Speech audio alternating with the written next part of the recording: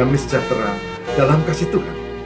Dari Padepokan Diakonia Mitra Kinasih GKJ Purworejo, saya Pendeta Lukas Eko Sukoco, siap untuk mendampingi dalam RHI Renungan hari ini. Saudara, RHI kali ini akan angkat tema lanjutan kemarin, masih tentang kemarahan. Tapi kalau kemarin kita mengendalikan kemarahan, maka saat ini saya angkat tema kemarahan yang menghancurkan. Ada dua kemungkinan orang mengendalikan diri. Yang pertama, dia berhasil dan diberkati Tuhan. Yang kedua, ini yang berbahaya. Saya dan saudara bisa jatuh di sini, yaitu gagal mengendalikan kemarahan. Meskipun sudah ada sapaan firman Tuhan, meskipun ada orang yang mengingatkan, tapi manipulasi dari perasaan marah sudah menggerogoti dan menguasai diri, sehingga orang seringkali, saya dan saudara, gagal untuk mengendalikan diri. Oleh sebab itu saudara, saya sengaja untuk mengajak kita membahas hal ini, supaya kita menyadari dan supaya kita bisa tidak terpengaruh dan tidak gagal dalam mengendalikan kemarahan. Kemarahan yang menghancurkan. Saudara, kemarin kita sudah membahas tentang bagaimana ada tokoh yang meskipun dia sakti, meskipun dia backingnya kuat karena gurunya adalah Sunan Kudus, meskipun dia adalah raja dan dia punya prajurit yang kuat, tapi dia gagal karena dia temperamental dan dia tidak bisa mencapai tujuannya untuk menjadi raja di tanah Jawa. Ya, kemarin kita bahas tentang sosok ini, yaitu yang disebut dengan Aryo Penangsang. Saudara, kita kemarin sudah bahas bahwa lewat kelemahan yang dia punyai, temperamental, maka ketika Pisuwanan, pekatik atau tukang yang merawat kuda, Aryo Penangsang punya kuda yang gagah yang namanya Gagak Rimang, dan ini pekatiknya yang ngurusi itu masuk dengan mengadu sementara darah berceceran, dan dia memegang telinganya dengan kesakitan dan darahnya terus menetes. Tapi yang terkejut adalah ternyata di telinga itu ada nawala, ada surat-surat tantangan dari Danang Sutawijoyo beserta ayahnya Ki Gede Bamanah. Saudara, kita tahu kisah itu kemarin. Dan Aryo Penangsang tidak memikirkan strategi untuk mengalahkannya, sementara musuh memperhitungkan termasuk kelebihannya. Dan Aryo Penangsang kalah. Patih Metaun yang sakti kalah karena begitu menyeberang sungai kecapean, lalu mengejar dan dibuat rekayasa sehingga dia meninggal. Begitu juga dengan si Aryo Penangsang yang yakin akan kesaktiannya, bahkan konon dia tidak bisa mati kecuali diusap, dia punya ubun-ubun. Saudara, dan kita tahu karena Sutawijoyo anak muda itu pakai kuda putih betina yang cantik, sementara Gagak Rimang kudanya sang Aryo Penangsang ini menjadi tertarik dan tidak terkendali, kemudian dia mengejar, dan itu menjadi kelemahannya. Temperamental menjadi kelemahan yang lain, kudanya kena juga menjadi kelemahan dan kalah. Kemarahan menghancurkan. Saudara boleh cari cerita lain, tapi kita akan temukan banyak cerita kemarahan yang menghancurkan.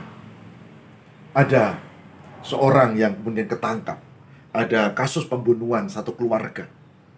Saudara, ternyata pelakunya adalah yang dulu kerja di situ. Dia sakit hati karena nyonyanya membuat kata yang tajam, dan karena sakit hati dia marah, dan dia lalu membuat rekayasa sehingga akhirnya dilumpuhkanlah keluarga itu, dan sekeluarga dihabisi, dibunuh. Padahal dia sakit hati pada satu orang, nyonya rumah, tapi semua dihabisi, termasuk pembantu, termasuk bocah kecil yang tidak tahu apa-apa. Saudara sekarang sadar, kemarahan menghancurkan. Tidak hanya diri, tapi juga orang sekitar. Kemarahan menghancurkan kalau kita tidak mampu mengendalikan. Mari kita siapkan diri untuk menghayati tema ini dengan firman Tuhan. Saya percaya saudara ikuti program ini terus setiap hari, dan saudara ikuti program khusus untuk kemarahan ini supaya kita mampu kendalikan diri. Tuhan memberkati. Mari kita siapkan.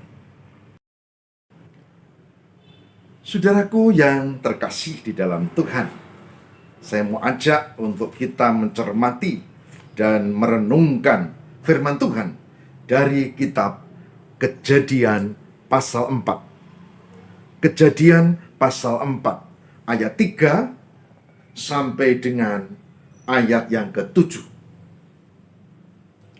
Kejadian 4 ayat 3 sampai ke-7. Yang demikian sabda Tuhan. Setelah beberapa waktu lamanya, maka Kain mempersembahkan sebagian dari hasil tanah itu kepada Tuhan sebagai korban persembahan. Habil juga mempersembahkan korban persembahan dari anak sulung kambing dombanya, yakni lemak-lemaknya. Maka Tuhan mengindahkan Habil dan korban persembahannya itu. Tetapi Kain dan korban persembahannya tidak diindahkannya.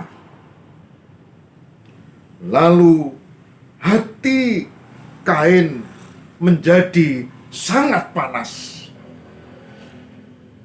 dan mukanya muram.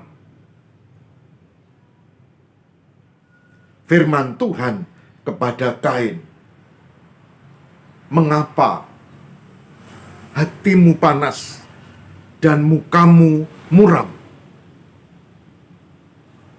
Apakah mukamu tidak akan berseri jika engkau berbuat baik?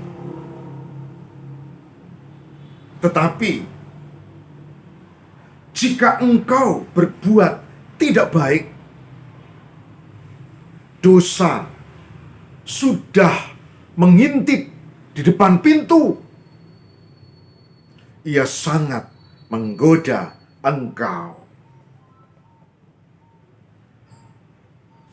Tetapi engkau harus berkuasa atasnya." Demikian Kejadian 4 ayat 3 sampai dengan 7. Saudaraku yang terkasih di dalam Tuhan, kisah ini kita hafal, dan ini kisah yang sering diceritakan dalam kehidupan di gereja, terutama juga anak-anak sekolah minggu. Kisah ini kita hafal. Apa inti dari kisah ini? Pertama, orang bekerja. Bagus. Kedua, orang mengucap syukur kepada Tuhan. Bagus. Ketiga, pengucapan syukur itu Tuhan tahu isi hati kita. Dan Tuhan punya hak sendiri untuk mengindahkan, untuk menerima tanda syukur itu atau tidak. Dan itu kemenangan Tuhan.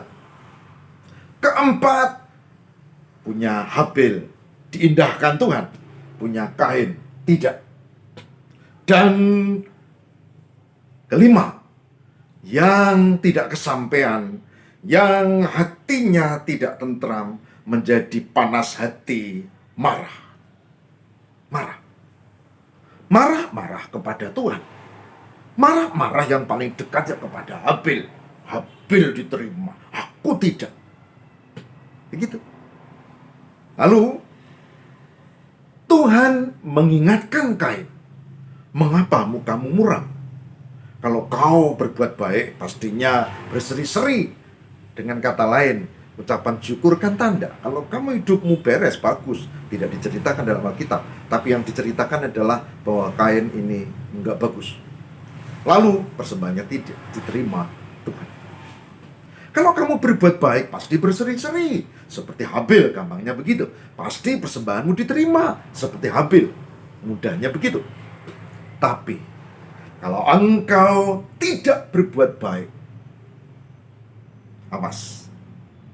Hati-hati. Iblis sudah di depan pintu, mengintip engkau, dan siap menjatuhkan engkau. Tapi kau harus mampu menguasai diri. Saudara, ini kisah kuno. Kita sudah tahu apakah kemudian pada Kejadian 4 ayat 3 dan seterusnya itu Kain menguasai diri. Tidak. Kain gagal. Dia marah kepada Tuhan, dia marah kepada adiknya. Dan kita sudah membaca dari kisah ini, saudara bisa cermati, saudara bisa temukan pada ayat yang ke-8. Dikatakan apa? Kata Kain kepada Habil adiknya, marilah kita pergi ke padang. Ketika mereka ada di padang, tiba-tiba Kain memukul Habil adiknya, lalu membunuh dia.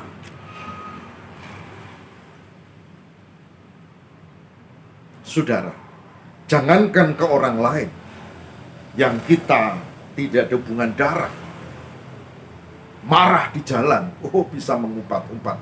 Karena takut ya mengumpat doang, yang diumpatkan aparat.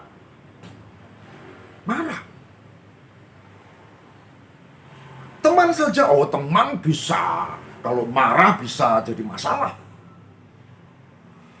Ayat ini mengatakan, adik kandung, saudara catat, adik kandung, saudara, keluarga saudara. Tapi kalau marah, keluarga aja dibunuh. Dan kita tahu nanti hukuman Tuhan atas Kain. Meskipun ada alasan bunuh yang bunuh, itu nggak betul. Oleh sebab itu, kita tahu Kain dihukum Tuhan. Dan kemarahan yang tidak terkendali, kemarahan ini menghancurkan diri. Ingat, kemarahan menghancurkan. Dan biasanya menyesal belakangan. Wah, sudah viral, mengumpat aparat, begitu ditangkap, saya kilap, biasa, minta maaf, biasa. Saudara, kemarahan menghancurkan. Maka waspadalah. Saudaraku yang terkasih di dalam Tuhan, itulah sebabnya hari ini kita belajar, saya belajar, saudara belajar, kita belajar bersama supaya kita bisa mengendalikan diri dari kemarahan. Dan firman Tuhan banyak tertebar di mana-mana supaya kita jangan marah dan jangan berbuat dosa. Karena apa? Karena pasti kemarahan ke sana. Ketika Kain marah, saudara, Tuhan tidak mengatakan kamu berdosa, enggak. Tapi ketika Kain marah, Tuhan mengingatkan, awas, dosa sudah mengintip di depan pintu.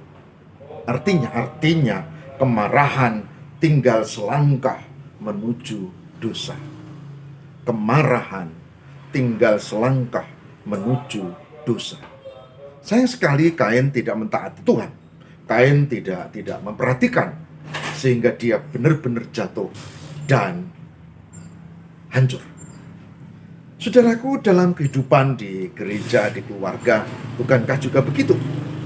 Kita tidak mengendalikan kemarahan dan hancur, dan penyesalan datang belakangan.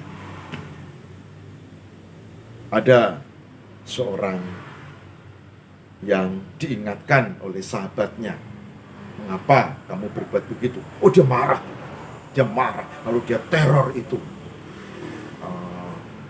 sahabatnya sendiri itu, tapi dengan nomor yang lain ya, yang pokoknya tidak ketahuan. Wah, diumpat, oh kamu itu Wah, begini kamu itu, begitu. Oh, kamu punya skandal ini, kamu wah, macam-macam saudara. Sahabatnya terkejut dan sedih. Dia tahu siapa yang mengirim, meskipun di situ disamarkan namanya. Tapi dia tahu sejarah dan istrinya tidak sengaja membaca itu, dan mereka juga merasa sedih. Kok bisa ya? Tapi itulah saudara yang terjadi di dalam kehidupan orang beriman. Jangan dipikir kalau saudara saya percaya Yesus lalu tiba-tiba menjadi baik. Oh enggak saudara, kita sama dengan yang lain. Tapi kita punya kesadaran untuk terus belajar dan melatih diri. Melatih diri untuk mengendalikan kemarahan supaya tidak hancur. Akan kita bahas pada kali lain. Tapi saya beritahu, ada orang yang ingin dihormati. Bagus toh? Wajar, ya. Siapa tidak ingin dihormati? Siapa ingin dilecehkan? Nggak ada. Nah, ketika dia tidak dihormati, ada orang yang semua datang menghormat, semua datang menghormat. Ya, tapi ternyata ada orang yang tidak menghormati. Lalu dia mengancam. Tapi ancamannya tidak diucapkan. Dia rancang bagus. Dan dia berkata, aku akan membinasakan orang ini beserta keluarga, bahkan seluruh bangsanya. Dia marah. Ya, dia membuat kebijakan dan nanti ancaman itu nyaris menjadi nyata. Tapi kan ada Tuhan. Ini yang kadang kita lupa. Kita bikin ini itu, kita bikin dosa ini itu, kita melampiaskan ini itu, kita lupa. Ada Tuhan, saudara. Dan Tuhan mengatur sehingga perencanaan ini gagal, nanti dia sendiri yang ditangkap dan digantung. Saya cerita tentang Mordekai, saya cerita tentang Haman, umat Tuhan, dan Mordekai, orang jahat yang hendak membinasakan umat pilihan. Kemarahan Mordekai yang hendak membinasakan semua, ternyata berbalik menghancurkan. Nanti cerita itu kita tahu, Mordekai, istri, anak, dan keluarganya digantung. Oke? Jangan mengulang kebodohan. Jangan mengulang kesalahan. Mari belajar untuk mengendalikan kemarahan. Sebelum kemarahan itu menghancurkan kita sendiri. Mari kita belajar dan mohon berkat Tuhan. Mari saudara, kita berdoa. Semoga Roh Kudus menguatkan kita. Semoga Roh Kudus memberkati kita. Mari kita berdoa. Tuhan, beri kami kemampuan untuk mengendalikan diri dari kemarahan. Karena kemarahan menghancurkan diri, menghancurkan orang-orang di sekitar kami. Tuhan, kami mohon kekuatan Roh Kudus-Mu, supaya kami menjadi orang yang lapang hati. Kalau kami salah diingatkan, tidak menjadi marah dan meneror orang yang mengingatkan kami. Kalau kami salah dan ketahuan, kami sadar dan tidak membuat kesalahan baru untuk menutupi dengan kemarahan. Kalau kami marah, kami cepat sadar. Kemarahan selangkah menuju dosa. Hari ini kami belajar hal yang indah. Ampunilah ya Tuhan. Dan semoga kami dimampukan menjadi pendengar dan pelaku firman. Ya Roh Kudus, tolonglah kami juga yang mengikuti program ini untuk mampu mengendalikan diri dalam menghadapi hari-hari yang jahat, hari yang penuh pergumulan, kesulitan, dan persoalan. Tolonglah ya Allah. Kami mohon kabulkan doa kami demi Kristus pengantara kami. Amin.